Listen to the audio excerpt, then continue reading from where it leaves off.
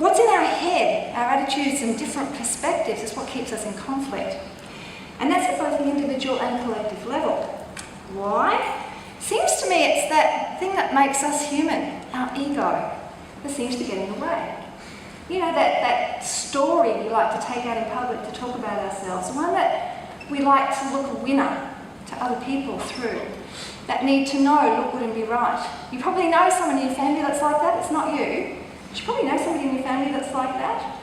And the difficulty with it is, as soon as we start to need to be right, we stop learning. We stop being open in our thinking and open to the perspectives of others, and we become defensive of our point of view because being right is really important.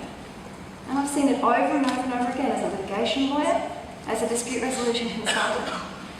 I need to be right, even if the pain that brings makes me incredibly unhappy. And I lose my friends, or my marriage, or a job, or worse, my life savings, because I'm locked in litigation over the principle of the matter, because after all, I'm right.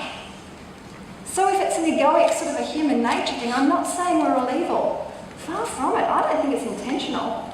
I think actually psychologists tell us it's one of the most subconscious things that we do. Researchers tell us that 90% of human beings dislike change in any way. It actually triggers an error response in our brain if we're asked to do something differently from the way that we've done it before. We don't have a predetermined idea of how it's going to turn out.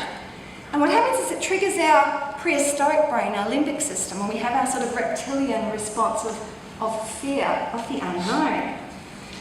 And that's what they call the fight and flight syndrome. Have you heard of it before? There are actually 4 instinctive reactions. Your instinctive reaction is you're walking down the path, you see a snake, you jump out of the way. You haven't thought about doing it. You've done it instinctively. And our reptilian brain, our least evolved part of the brain, takes us to that fear place. And there are actually 4 F's: fight, flight, food, and reproduction. But we don't rest. So it seems to me, as a litigation lawyer, a dispute resolution academic, and now as an international dispute resolution consultant, that it's our biggest stumbling block, attitudinal change, attitudinal evolution, or lack thereof. We're still stuck in the old operating system of fear and fight and flight. Our technological and scientific advances are exponential. It's attitudinally we need to catch up, and I'd suggest soon.